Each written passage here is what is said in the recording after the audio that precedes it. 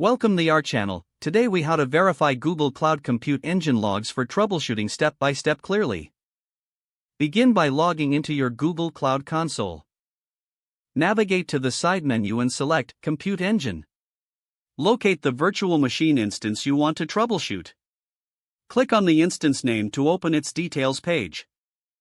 In the details page, find the logs section. Select View Logs in Cloud Logging. This action will redirect you to the logging interface.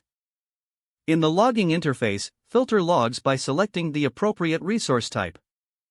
Set the resource type to GCEVM instance. Next, define the specific time range for which you want to view logs.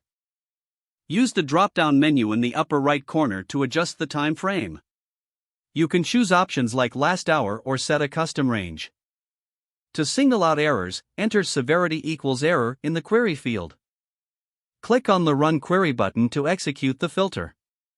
Review the filtered logs for any error messages or warning signs. Click on any log entry to expand it and view more details. Check the log details for insights into the issue. If needed, adjust your filters to explore different log types or severity levels. Use the option to view logs by specific labels for more targeted troubleshooting. Once you identify relevant logs, take notes on repeating issues or patterns. This information can assist you in formulating a solution or escalating the problem. If further investigation is necessary, consider correlating logs with other monitoring data. Document any findings for future reference or team collaboration. Finally, evaluate the logs regularly to stay proactive about potential issues. If the page does not load, refresh the browser or try again in a private or incognito window. Make sure you are using the correct email address, then retype it carefully to avoid small typos. If your password is not accepted, use the reset option and create a new strong password you can remember. Check your spam folder for verification or security emails, then complete any requested confirmation steps.